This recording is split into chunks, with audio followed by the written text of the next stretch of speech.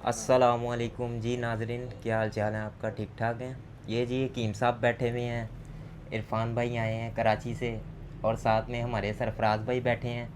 तो बैठे थे तो हमने सोचा कि चलो कोई वीडियो वगैरह बनवाएं, आपके लिए कुछ अच्छी इन्फॉर्मेशन दें आपको। तो हकीम साहब जी मिल्क शेक पी रहे हैं जी, आम का। और चलें जी हकीम साहब से कोई बातचीत करते हैं। तो जी हकीम साहब, क्या हाल चाल है आपके? ठीक हैं? वालेकुम अस्सलाम जी, ठीक है, शुक्र अल्लाह का। और का सबक है आप लोगों के लिए कि अपने मेहमानों को बजाय से कि आप उनको बोतलें पिलाएं, उनको चाय पिलाएं, उनका भी गुर्दे बेड़ा गर्क करें। आप उनको मिल्क शेक पिलाएं। जैसे हमने सरफराज भाई हमारे मेहमान हैं, कराची से इरफान भाई हमारे मेहमान हैं, और इनको मिल्क शेक और ख़ुद इनके साथ इंजॉय कर रहे हैं और बड़ा मज़ा आ रहा है। क्यों सरफराज भाई, आप सुनाएं, मज़ा आ रहा है आपको? और हाँ, इसके अंदर अगर आप मिल्क शेक तैयार करें तो इसके अंदर चीनी बिल्कुल ना ऐड करें।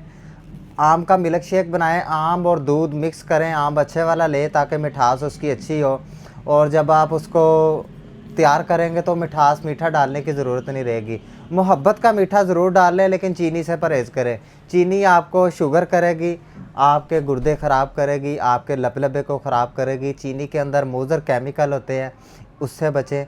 बोतलों से ख़ासकर बचें और अपने मेहमानों को साथ दुश्मनी ना करें, अपने मेहमानों के साथ मोहब्बत करें, उनको कुदरती चीज़ें दें, कुदरती चीज़ें खिलाएं। गुजरांवाला के पहलवान है, इसलिए हम इनके लिए सवाल था आपसे, इसमें अगर हम खजूर डाल लें तो ज़्यादा फायदेमंद नहीं है वो? हाँ, खजूर भी डाल सकते हैं। मिल्क शेक है, इसमें आप अरफान भाई कोई भी चीज़ ऐड कर सकते हैं। आड़ू का मिल्क शेक बना दें, सेब का मिल्क शेक, आम का मिल्क शेक, ये सारी चीज़ें इकट्ठी करके साथ खजूरें डाल के वो ये सबसे आला हो जाएगा। इसकी ताकत और ज़्यादा बढ़ जाएगी। तो सब भाई ज़रा। हाँ जी, मैं तो तभी बैठा हूँ कि मुझे मौका मिले भी। जी सरफराज भाई, अब आप बताएं जी, आपको कैसा लगा जायका? हाँ जी, माशाल्लाह जी, बहुत कमाल है। तुसी जिंदगी च पहली दफा पीता, तुसी पेज से बात सही हो गई हो। हकीम साहब आप के कुदरती चीज़ों के मुतालिक लोगों को बताया जा रहा था कि कुदरती चीज़ें इस्तेमाल करें। जितनी कुदरती चीज़ें इस्तेमाल करेंगे उतना ज़्यादा आपकी सेहत अच्छी होगी। और ये जो गैर ज़रूरी चीज़ें, केमिकल वाली चीज़ें, बोतलें हो गई, ड्रिंक, एनर्जी ड्रिंक हो गए, लोग इन चीज़ों का इस्तेमाल करते हैं। असल एनर्जी ड्रिंक तो ये अल्लाह ने बनाया, जो हमारे लिए अल्लाह ने बनाया वो सबसे आला और सबसे बेहतरीन है। हम कुदरत को प्रमोट करते हैं, अल्लाह ताला की बनाई हुई चीज़ों को प्रमोट करते हैं।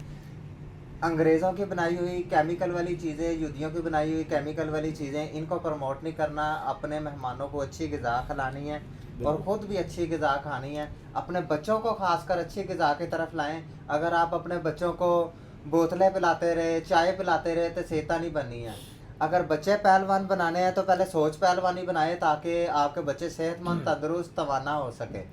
और अरफान भाई, आप मिल्क शेक के बारे में? मैं आपकी इस बात से इतफाक़ करता हूँ कि ये यहूदियों ने हमें इस ख़ुद वो नेचुरल चीज़ें खाते हैं और हमें इन्होंने केमिकल्स पे लगा दिया है। कोल्ड ड्रिंक, अब ये देखें भाई के कोल्ड ड्रिंक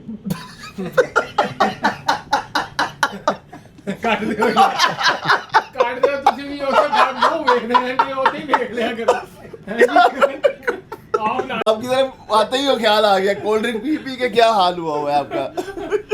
अच्छा, नहीं पहले ये बहुत कोल्ड ड्रिंक पीते थे, हकीम साहब खुद भी बहुत पीते रहे, लेकिन जब इनको समझ आई है कि पता चला इन्होंने बचपन में बहुत पी है। गलती इंसान कर लेता है। अगर किसी से गलती से बोतलें पी गई हैं, अब तौबा करे, कोशिश करे, बचे बोतलों से। ये बचेगा तो अपनी सेहत ठीक रहेगी, उसकी शुगर से बचेगा। देखें पाकिस्तान में सूरत हाल से बहुत ज़्यादा ख़तरनाक चल रही है।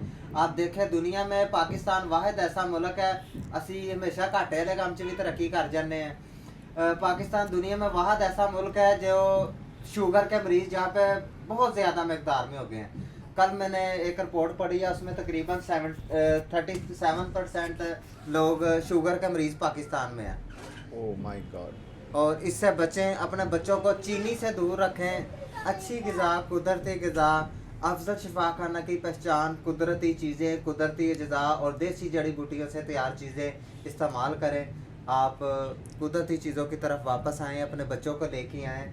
और अगर आप चाहते हैं कि आप लोगों की सेहत ठीक रहे, आप लोगों का हाजमा ठीक रहे, मैदा ठीक रहे, गुर्दे ठीक रहे, और ख़ासकर आप लोगों का शुगर के मामला ठीक रहे तो बोतलों से दूर लाइफ हो। स्टाइल के बारे में भी बताएं कि हमें किस तरह की लाइफ स्टाइल रखना चाहिए, वॉक करनी चाहिए, एक्सरसाइज करनी चाहिए। हाँ जी, वो आप सबसे पहले तो टाइम से सोएं, टाइम से उठें और वही उसके मेन बाद वॉक करें, उसके बाद अच्छी ग़िज़ा करें, वर्जिश करें।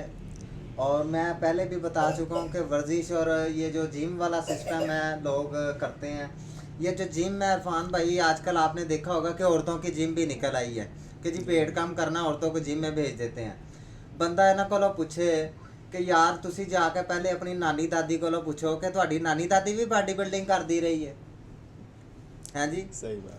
ਤੇ ਔਰਤਾਂ ਜਿਮ ਤਲੀਆਂ ਪਹਿਲੇ ਜਾ ਕੇ ਆਪਣੀ ਨਾਨੀ ਦਾਦੀ ਕੋ ਪੁੱਛਣ, ਅਗਰ ਤੇ ਉਹ ਕਰਦੀਆਂ ਰਹੀਆਂ ਬੋਡੀ ਬਿਲਡਿੰਗ ਤੇ ਉਹ ਵੀ ਕਰ ਲੈ, ਤੇ ਅਗਰ ਉਹ ਨਹੀਂ ਕਰਦੀਆਂ ਰਹੀਆਂ ਤਾਂ ਫਿਰ ਔਰਤਾਂ ਵਾਸਤੇ ਸਿਰਫ ਵਾਕ ਬਣੀ और हल्का फुल्का चहलकदमी करन। नहीं, घर के काम जो पेट कम हो जाएगा। घर के काम है, सफाई करना है, कपड़े धोना है, वो खुद करें ताकि उससे उनकी सेहत अच्छी रहे। सेहत अच्छी रहे। ਤੁਸੀਂ ਜਿਵੇਂ ਨਾ बल्कि चाय पी पी के उन्होंने अपनी सेहत ख़राब कर ली है। बिल्कुल है जी। मुझे खुद अपनी बेगम से मेरा शिकवा रहता है कि ये बहुत चाय पीती हैं, हाँ।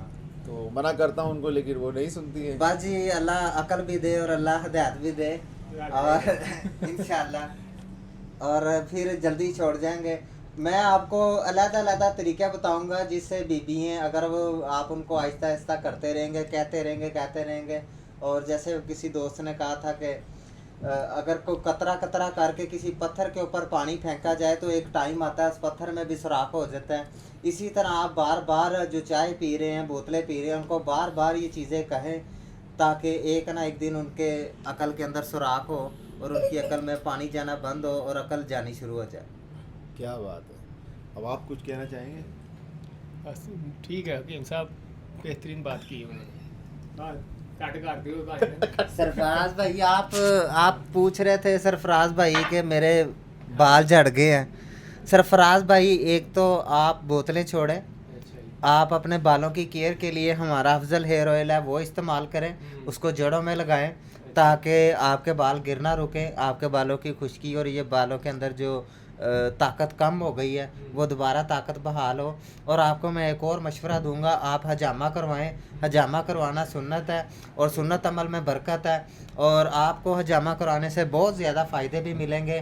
और आपको मैं मशवरा दूंगा, आप टिंड करवाएं सबसे पहले, उसके बाद अच्छी आप हजामा करें। बहुत अच्छी।